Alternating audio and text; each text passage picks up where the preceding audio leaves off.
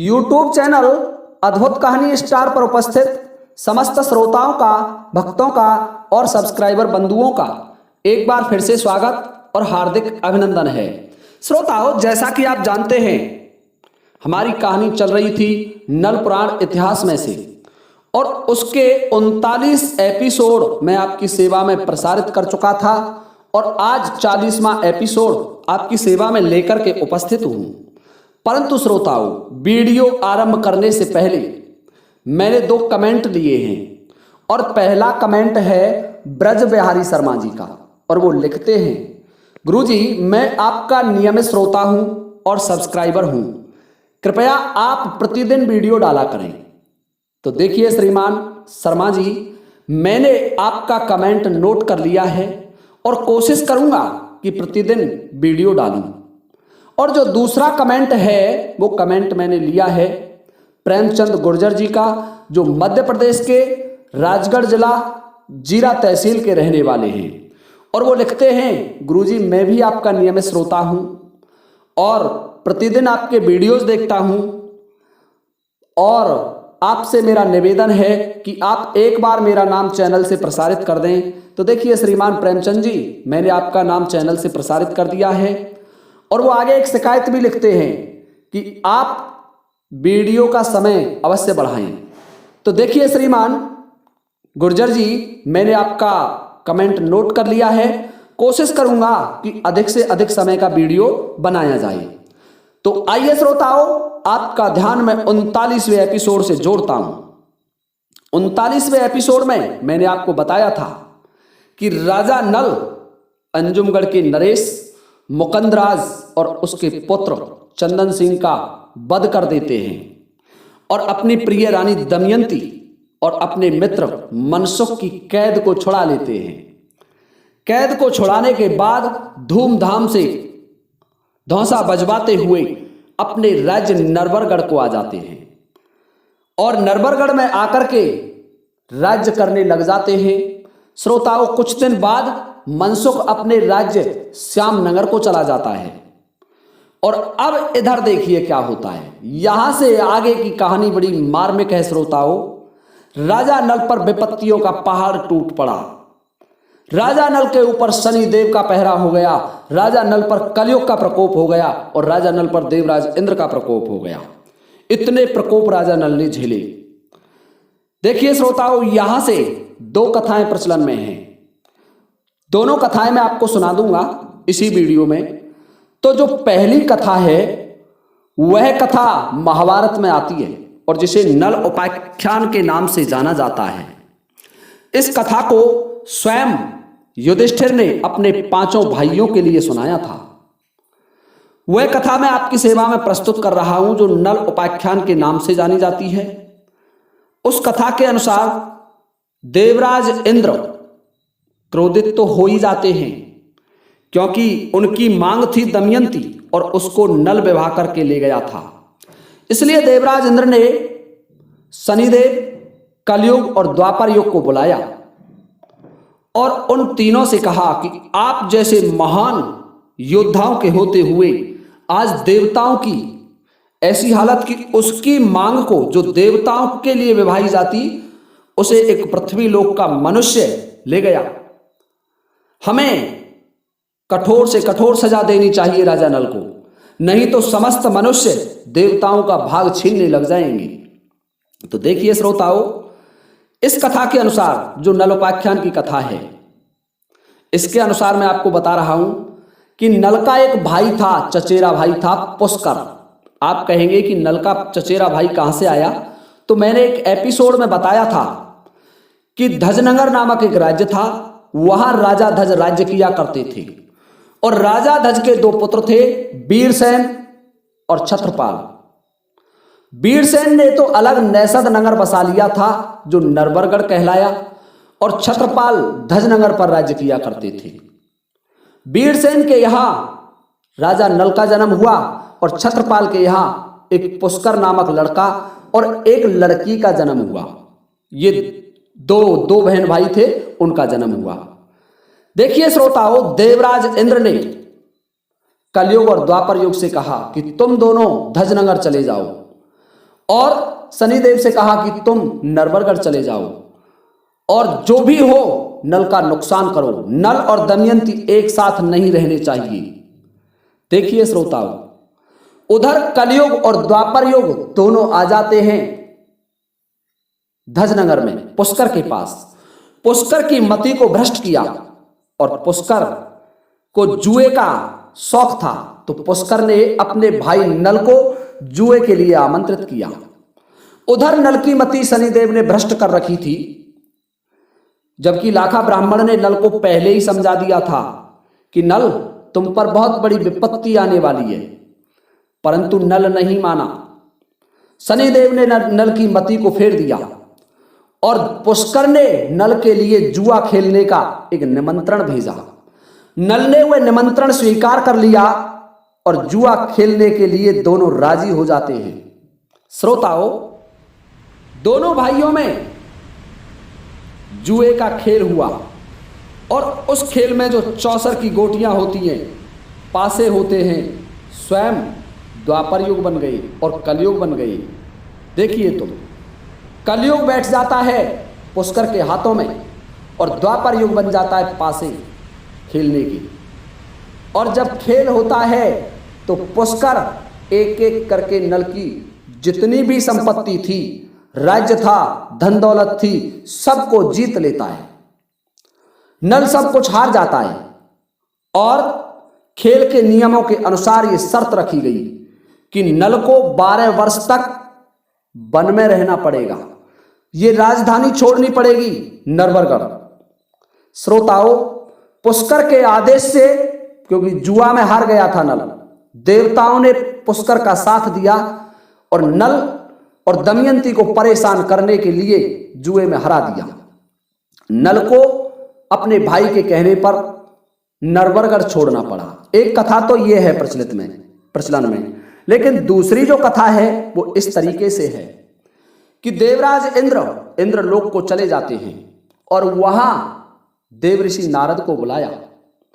देवऋषि नारद से कहा कि नारद, तुम नरबरगढ़ जाओ और राजा नल से कह दो कि आप 12 घंटे की बरसात झेलेंगे या 12 साल की विपत्ति झेलेंगे, क्योंकि आपने देवताओं के राजा इंद्र का अपमान किया है और इसके बदले में आपको दंड अवश्य दिया जाएगा। श्रोताओं, नारद जी नल के गुरु थे, क्योंकि नल की बहुत सहायता की थी नारद ने, तो नारद ने नल का बड़ा पक्ष लिया, परंतु देवराज ने एक भी बात नहीं मानी। श्रोताओं, नारद जी नल के पास आते हैं और नल से कहने लगे, बेटे नल, मैं तुम्हें क्या बताऊं। नल कहने लगे, बताओ गुरुदेव, क्या आज्ञा है आपकी कि देवराज इंद्र का प्रकोप है तुम पर और देवराज इंद्र ने मुझे तुम्हें सूचना देने के लिए भेजा है कि बताओ, आप 12 साल के लिए औखा झेलते हैं, सूखा झेलते हैं, अकाल, या फिर 12 घंटे की बरसात झेलते हैं।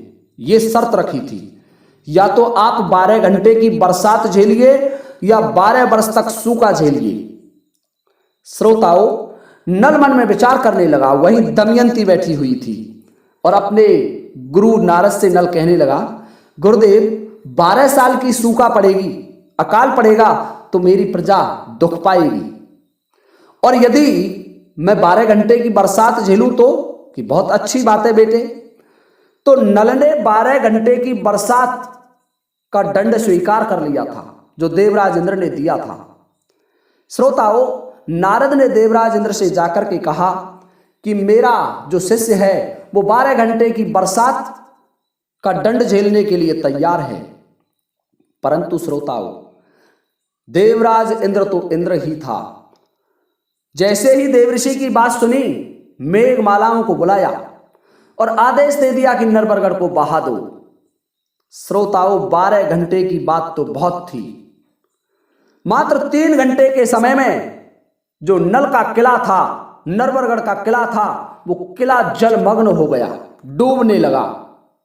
दमयंती कहने लगी कि महाराज, हमारे तुम्हारे प्राण बचाने के लिए यदि नरबरगढ़ की समस्त जनता मारी जाए तो वो बहुत गलत है।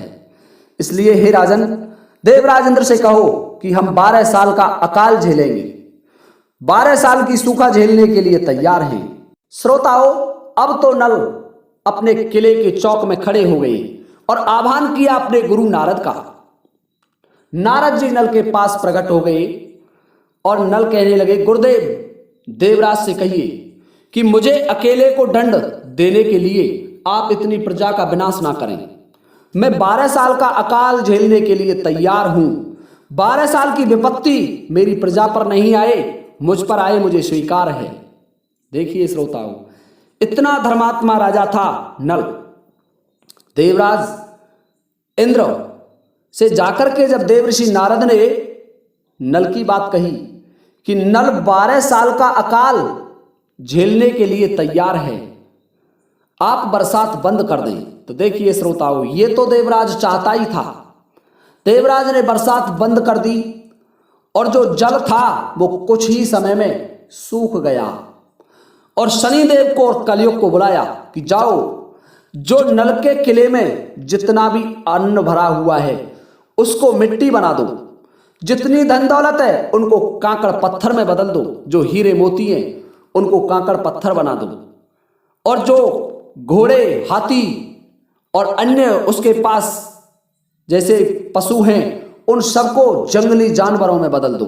हे श्रोताओं, अब तो शनिदेव ने जो राजा नल के खास भरे हुए थे अन्न के, उन सबको मिट्टी में बदल दिया। हाथियों को जंगली हाथी बना दिया, घोड़े थे उनको जंगली घोड़ों में तब्दील कर दिया, छूट छूट करके भाग गए। श्रोताओं, नल के पास कुछ भी नहीं रहा। नल जिस तरफ खाने के लिए कुछ खोजता है उसे कुछ भी नहीं मिल रहा है। पूरे किले की जो खाद्य वस्तुएं थी सब की सब मिट्टी में बदल गई। इतना तेज प्रकोप शनिदेव का नल पर हो गया, क्योंकि नल पर 12 वर्ष के लिए शनिदेव आया था देवराज इंद्र के कहने से, और साथ में कलयुग और द्वापर युग भी थे। उन दोनों का प्रकोप था और स्वयं देवराज इंद्र का प्रकोप था। श्रोताओं, नल उस किले में रह रहा है और उसे भूखे मरते मरते 3 दिन का समय बीत गया। रानी दमयंती और नल को भोजन नसीब नहीं हो रहा है। देखिए श्रोताओं, समय की बात होती है, जिसका समय उल्टा आता है, जिस पर विपत्ति आती है उसके साथ ऐसा ही होता है। नल को भूखे मरते मरते जब 7 दिन बीत गए तो नल ने विचार किया अपनी रानी दमयंती से कि रानी, यदि हम नरवरगढ़ में रहेंगे तो हो सकता है हमारी प्रजा भी मारी जाए। नल प्रजा के पास जाता है, कहीं से अन्न लेकर के आता है और जैसे ही भोजन बनता है वो भोजन मिट्टी का बन जाता है, भोजन मिट्टी में तब्दील हो जाता है, राख हो जाती है भोजन की। तो इसलिए नल कह रहा है, दमयंती, हमें ये दुर्ग छोड़ देना चाहिए, हमें नरवरगढ़ छोड़ देना चाहिए। तो देखिए श्रोताओं, स्वयं नल ने, इस कथा के अनुसार स्वयं नल देवराज इंद्र के और शनिदेव और द्वापर कलयुग के प्रकोप के कारण नरवरगढ़ को छोड़ देते हैं। परंतु दोनों कथाओं के अनुसार, चाहे वो जुए वाली कथा हो पुष्कर के साथ या देवराज इंद्र का प्रकोप रहा हो, दोनों कथाओं में नल को नरवरगढ़ का किला छोड़ना पड़ा। नरवरगढ़ से नल निकल जाता है और किले के बाहर आकर के खड़ा हो जाता है। देख रहा है कि शनि ने इतना प्रभाव जमा दिया कि नल के जो मंत्री हैं, नल का कुनबा है, नल की सेना है, कोई भी नल को रोकने के लिए तैयार नहीं है। कोई भी राजा नल को ना प्रणाम कर रहा है ना कुछ कह रहा है। हे श्रोताओं, राजा नल बाहर आ जाते एक दुर्ग के और अपने किले को प्रणाम किया कि मैं बहुत समय से तुझ में रहा, तैने मुझे बड़ा आराम दिया, परंतु अब मैं मजबूर हूं, विवश हूं, मुझे तुझे छोड़ करके जाना पड़ रहा है। श्रोताओं, देखिए, किले में से वाणी हुई। प्राचीन समय में ऐसा बताते हैं कि कुछ जो निर्जीव वस्तुएं थी वो भी बोलती थी। तो किले में से वाणी हुई, आकाशवाणी हुई और कहने लगा किला कि राजा नल, यदि मेरे पैर होते तो मैं भी तेरे साथ चलता, पर मैं मजबूर हूं कि मेरे पैर नहीं है, मैं तेरे साथ नहीं चल सकता। इसलिए हे राजन, यदि समय सही आया तो फिर आकर के आप मुझसे मिलना। श्रोताओं, राजा नल अपने किले को शीश झुका करके प्रणाम करके नरवरगढ़ को और छोड़ देते हैं उस किले को। दोनों पति पत्नी संग में दमयंती नवविवाहिता रानी, जो देवराज इंद्र की इंद्राणी बन रही थी, जिसके लिए देवराज इंद्र आए थे, आज उस रानी की दुर्गति होना आरंभ हो गया। राजा नल और रानी दमयंती चले जा रहे हैं। श्रोताओं, दोनों एक बहुत सुनसान वन में पहुंच जाते हैं। भूखे मरते मरते उन्हें 10 दिन का समय बीत गया। राजा नल से दमयंती रानी कहने लगी कि महाराज, हम तुम तो राजा हैं और राजा आखेट पर जीवन भी निकाल सकते हैं, इसलिए देखिए ये 4 तीतर नामक पक्षी हैं, आप इन्हें पकड़ लीजिए और इन्हें अग्नि में भून लिया जाएगा, जला देंगे इनको, और अग्नि में जब भूंज लेंगे, इनको भून दिया जाएगा तो हम खा लेंगे और हमारी भूख शांत हो जाएगी। देखिए श्रोताओं, नल ने उन पक्षियों पर अपनी धोती डाली जो तीतर थे उन पर, तो उनमें से कुछ तीतर, क्योंकि 4 थे लेकिन उनके 8 बन गए और 4 तीतर राजा नल की धोती को लेकर उड़ गए। राजा नल नग्न बदन से रह गया। देखिए श्रोताओं, समय की बात, और 4 तीतर राजा नल के हाथ आ जाते हैं। राजा नल ने उन 4 तीतरों को पकड़ लिया, उनको मार दिया और मारने के बाद लकड़ियां एकत्र की और अग्नि मंत्र का जाप किया। आपको एक बात और बताना चाहूंगा कि उस समय अग्नि मंत्र केवल राजा नल के पास था, किसी और के पास नहीं था, और अग्नि मंत्र का जाप करके अग्नि प्रकट की। श्रोताओं, अग्नि प्रकट हो गई, उसमें राजा नल ने उन तीतरों को डाल दिया। वो तीतर जब उसमें डाले तो राजा नल अपनी रानी दमयंती से कहने लगे कि रानी, मैं संध्या बंदन कर लेता हूं और ये तीतर बन रहे हैं, 2 तुम खा लेना और 2 मैं खा लूंगा। श्रोताओं, राजा नल संध्या बंदन के लिए बैठ जाते हैं और दमयंती उन तीतरों को पका रही है, और जब वो तीतर जल करके पक करके तैयार हो जाते हैं, दमयंती उन्हें पकड़ने के लिए हाथ बढ़ाती है। तो देखिए श्रोताओं, चारों की चारों तीतर आकाश में उड़ जाते हैं। दमयंती देखती रह गई। कुछ समय बाद नल आया, अपना भजन ध्यान करके पाठ पूजा करके कहने लगा, रानी लाओ 2 तीतर मुझे दे दीजिए और 2 आप खा लीजिए। तो दमयंती कहने लगी कि महाराज, मुझे बहुत तेज भूख लग रही थी और उस भूख की वजह से मैं मरी जा रही थी, इसलिए मैं तो महाराज 4 तीतरों को खा गई। राजा नल कहने लगा, ठीक है रानी, कोई बात नहीं है, तू खा गई तो बहुत अच्छी बात है, पर तेरी भूख तो शांत हो गई। राजा नल और दमयंती का जो प्रेम था, बड़ा अद्भुत प्रेम था, बड़ा अनोखा प्रेम था। उनके प्रेम की बड़ी अनोखी कहानी है। देखिए श्रोताओ, राजा नल और दमयंती फिर आगे चल देते हैं और चलते चलते बैंत नदी पर आ जाते हैं। राजा नल कहने लगा कि दमयंती, इस नदी में से मैं मछलियां पकड़ता हूं और अपने पेट की भूख शांत करूंगा।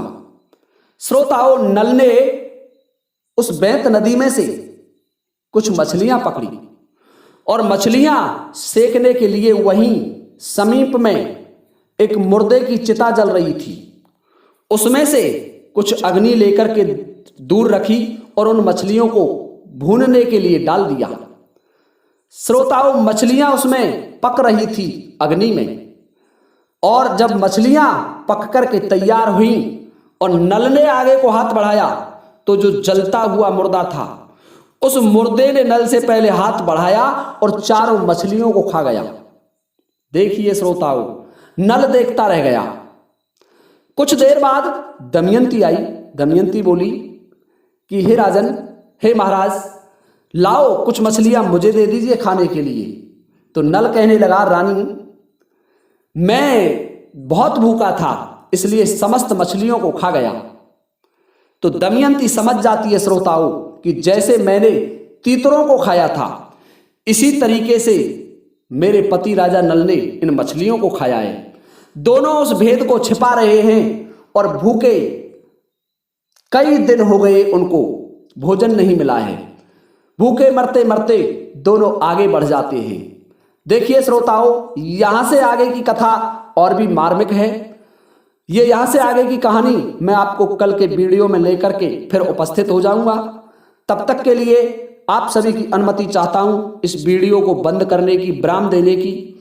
तो श्रोताओं, आप सभी की अनुमति से मैं ये वीडियो यही समाप्त करता हूं। इसी के साथ जय हिंद, जय भारत।